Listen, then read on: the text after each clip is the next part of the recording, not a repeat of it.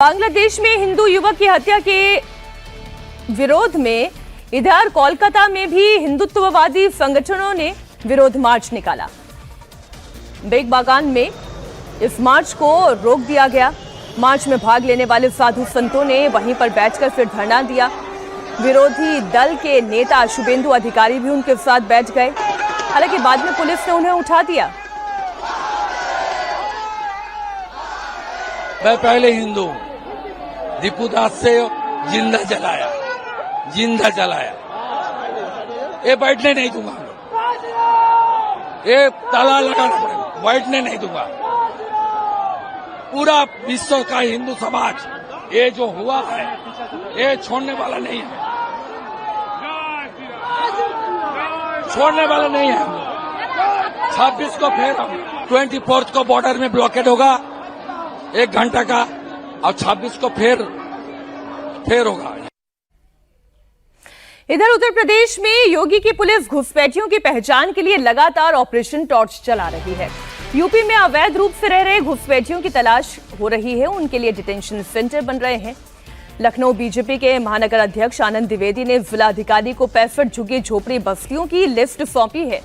इन बस्तियों में अनाधिकृत और अवैध रूप से रह रहे लोगों की मौजूदगी बताई गई है। जिला अधिकारी से कार्रवाई की मांग की गई है। बीजेपी ने बस्तियों में जाकर लोगों के पहचान पत्रों की जांच की मांग की है। लखनऊ बीजेपी ने महानगर अध्यक्ष ने अपने लेटर में लिखा है कि अगर अवैध बस्तियों में रहने वाले लोगों के नाम मतदाता लिस्ट में दर्ज हैं तो ये गंभीर जांच का विषय है। वोटर लिस्ट की भी गहन जांच की मांग की गई है। मैं जो बांग्लादेश की तस्वीर देख रही हूं अवधेश जी, बांग्लादेश के बाद फिर जो बंगाल की परिस्थिति सामने आती है तब यह और महत्वपूर्ण हो जाता है कि क्यों एफआईआर की जरूरत है, क्यों ऑपरेशन टॉर्च की जरूरत है, क्यों घुसपैठियों को बाहर निकालकर फेंकने की जरूरत है। ये सारे सब एक दूसरे से जुड़े हैं। पहले तो मैं ये बताऊं कि मेरा अपना संदेह है कि उस्मान हादी को आईएसआई ने ही गोली मरवाया है। बहुत संभव, क्योंकि वो उनके नेता हो गया था। तो हो सकता है वो इनके कैप्चर में नहीं आ रहा हो, तो इसलिए अब वो पकड़ में आएगा। अब उससे वहां की पुलिस क्या बुलवाती है, लेकिन निश्चित रूप से उसमें आईएसआई और पाकिस्तान की भूमिका होगी। उसको मरवा के एक दूसरी स्थिति पैदा करो कि दूसरे नेता उससे डरे। तो आईएसआई का तरीका है काम और उसका प्रभाव कायम रहे। दूसरा है कि यूनुस सरकार का तख्ता पलट का क्या है, यूनुस सरकार है ही नहीं। जब यूनुस सरकार ही नहीं है तो वो उसके होने न होने से कोई अर्थ नहीं पड़ेगा। लेकिन उसके बाद कौन लोग हावी होंगे, इस अराजक तत्व में से हावी होंगे, तो हमारे लिए केवल वो बांग्लादेश नहीं है ना, हमारे लिए पश्चिम बंगाल, बिहार, जहां जहां से उसके बॉर्डर लगते हैं उन सब के लिए समस्या है। और एसआईआर, अब देखिए एक हलचल है। अब बांग्लादेश की स्थिति खराब है, हमको बांग्लादेशी घुसपैठिए हमारे सामने आ रहे हैं, उनको हमको उस पर डिपोर्ट करना है। अब ऐसे सिचुएशन में उस समय के वहां के कट्टरपंथी भी इसका लाभ उठा करके जो भारत के विरुद्ध वातावरण वहां बनाया जा रहा है। अभी देखिए कल यूनाइटेड नेशन के महासचिव एंटोनियो गुटेरेस ने इस पर चिंता व्यक्त की, कहा कि सुरक्षा करनी चाहिए, जो बहुसंख्यक नहीं है उनकी सुरक्षा हो। हाउस ऑफ रिप्रेजेंटेटिव अमेरिका के 2 राजा कृष्णमूर्ति और सुहास सुब्रमण्यम 2 एमपी हैं, दोनों ने आवाज उठाई है कि वहां हिंदुओं की रक्षा हो। संयुक्त राष्ट्र मानवाधिकार आयोग, क्योंकि भारत जब सक्रिय है तो चारों तरफ से आवाज उठ रही है, भारत में भी विरोध प्रदर्शन शुरू हो गया है। लेकिन इस विरोध प्रदर्शन के साथ देश का विपक्ष जो है, देश का, और जो एक हमारे देश में इकोसिस्टम क्रिएट करने वाले लोग अभी भी एसआईआर के विरोध वातावरण बना रहे हैं। अभी भी सामने खुल के नहीं आ रहे हैं कि भाई एसआईआर में सहयोग कर, को इसको ठीक करो अगर कहीं गड़बड़ी हो रही है तो। और बांग्लादेश के जो हिंदुओं के, अभी आपने दिखाया हिंदुत्ववादी संगठन, ये हिंदुत्ववादियों का केवल विषय नहीं ना है। कहीं भी कोई अल्पसंख्यक अगर निशाने पर है तो सभी मानवाधिकारवादियों, सभी नागरिकों का विषय है। विनोद जी, मैं तो ये कह रही हूं कि शेख हसीना कौन है, वो भी तो एक मुसलमान ही है। एक मुसलमान औरत भी दुनिया के 50 मुस्लिम देशों में शरण नहीं मांगती है। वो ये जानती है लोकतंत्र यदि कहीं जिंदा है तो वो भारत है, और भारत में वो शरण मांगती है। और एफआईआर के अभी जो आपने कहा है, जो जिक्र किया है, पश्चिम बंगाल में इसे लेकर जबरदस्त घमासान मचा हुआ है। ममता बनर्जी और उनकी पार्टी टीएमसी लगातार वोटर लिस्ट रिवीजन को लेकर सवाल उठा रही है। इस बीच बीजेपी ने ममता बनर्जी को टारगेट किया। बीजेपी आईटी सेल के हेड अमित मालवीय ने सोशल मीडिया एक्स पर पोस्ट करके लिखा कि एफआईआर की प्रक्रिया 12 राज्यों में चल रही है, लेकिन परेशानी है कि सिर्फ ममता बनर्जी को है।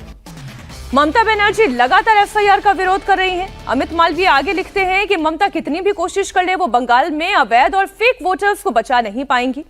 ममता को भी उनके जनाधार की असलियत पता है। असलियत पता होना और फिर उसके आधार पर काम करना।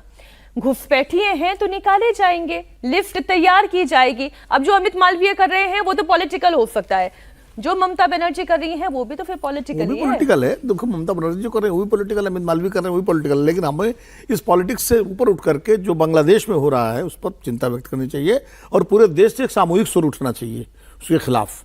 एक सही बात है उदय सही है, खाली हिंदुत्ववादियों का नहीं, इस पूरे देश का मसला है, क्योंकि भारत की नीति भी वैसे भी कहीं भी अगर मानवाधिकार को एफआईआर भी तो हमारे देश का मसला है। क्यों इससे ममता बनर्जी कह रही हैं कि मुसलमानों को बांटने की? अच्छा, ये खबर भी मैं दे दूं, ममता बनर्जी ये भी कह रही हैं विनोद जी कि बीजेपी मुसलमानों को बांटने की साजिश रच रही है।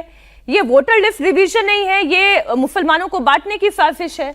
अब देखिए मैंने क्या करना, पॉलिटिकल है। ममता बनर्जी को लग रहा है कि जो मुस्लिम वोटर हैं उन बांग्लादेशी और गैर बांग्लादेशी का एक विभाजन हो जाएगा, वो राजनीतिक। मैं तो इसको और थोड़ा लार्जर कॉन्टेक्स्ट में देख रहा हूँ। एसआईआर तो होगा, एसआईआर को लेकर के ममता बनर्जी चाहे विरोध कर लें, अखिलेश यादव कर लें, कोई भी कर लें, सुप्रीम कोर्ट उन्हें डर लग रहा है उनके वोट कट रहे हैं। निश्चित रूप से उसको पॉलिटिकल मुद्दा बनाना चाह रहे हैं। उसमें मथुआ समुदाय के साथ सामने भी तो वही समस्या है, खाली मुसलमानों की समस्या थोड़ी है। जो आए वो तो सारे हिंदू हैं, उनके सामने भी वही समस्या है उसकी। तो वो तो एक बड़ा मुद्दा है पश्चिम बंगाल में। लेकिन मैं एक बात जो कहना चाह रहा था, जो अभी अवधेश जी ने इस तरफ इशारा किया, देखिए आईएसआई का तरीका यही है कि वो इस तरह के जो भी लीडर उभरता है पहले उसको उभरने देते हैं, बाद में अगर जब उनसे फोल्ड से बाहर जाने लगता है तो उसको मरवा देते हैं। कश्मीर में गुलाम नबी लोन को उन्होंने ऐसे ही, सज्जाद लोन के पिताजी थे उनको मरवाया।